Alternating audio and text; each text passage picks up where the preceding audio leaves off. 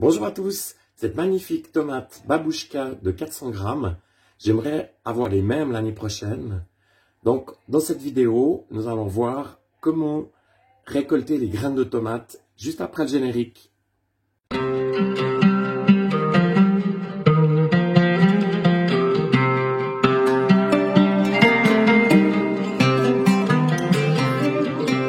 Alors voilà, j'ai posé sur cette magnifique tomate babouchka donc une graine de tomate.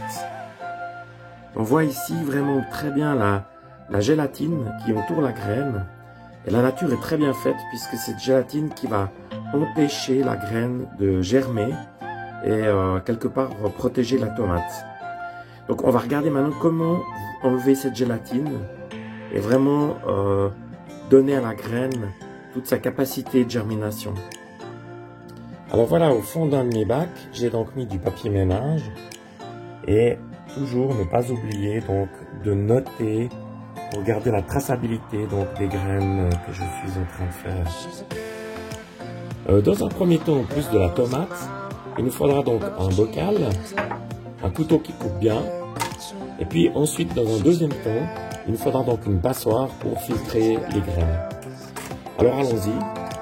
Donc je prends la tomate et de manière transversale, donc je la coupe.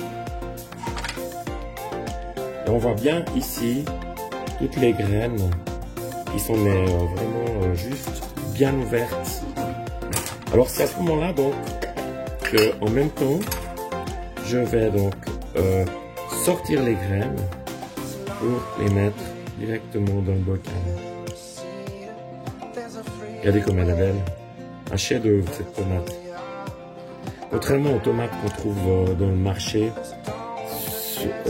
regardez ici, c'est bien rouge, elle est goûteuse, elle est juste magnifique.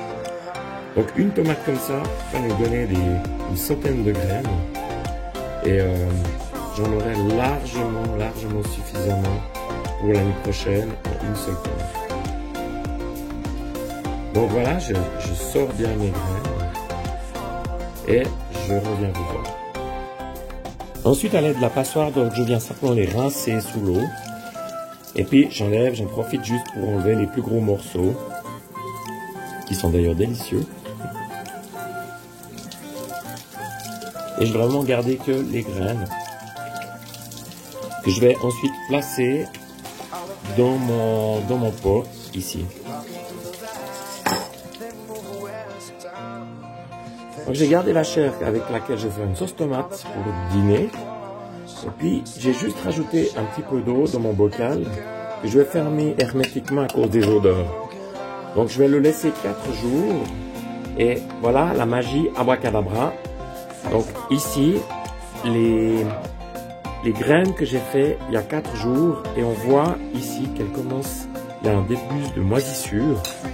Donc on sent aussi l'odeur très particulière. Et donc maintenant je vais les rincer.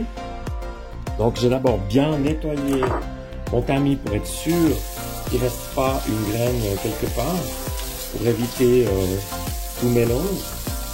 Et ensuite, donc je viens mettre ici, dans l'occurrence c'est des graines de cœur de bœuf. Je viens mettre des cœurs de bœuf que je vais donc bien rincer. Je vais enlever les dernières petites peaux qui restent. Voilà, et je vais maintenant les mettre sur mon papier ménage. Donc voilà mon papier ménage.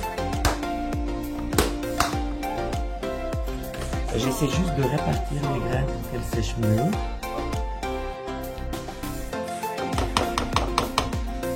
Et voilà, donc ici les cœurs de bœuf. Contrairement aux curcubitacées qui sont allogames, les tomates sont autogames. Ça veut dire que elles se reproduisent elles-mêmes. Et on voit ici une graine et on aperçoit que la gélatine a disparu justement après cette étape de macération et rinçage. Alors voilà les graines que donc on a fait aujourd'hui, babouchka. J'ai également fait les graines donc de la rose de Berne. Donc je vais les laisser ici dans la cuisine à une température entre 15 et 20 degrés. Et puis les graines elles-mêmes, je vais les mettre au chauffage, donc pour qu'elles sèchent vraiment bien. Voilà, si cette vidéo vous a plu, n'hésitez pas, abonnez-vous à ma chaîne et à bientôt.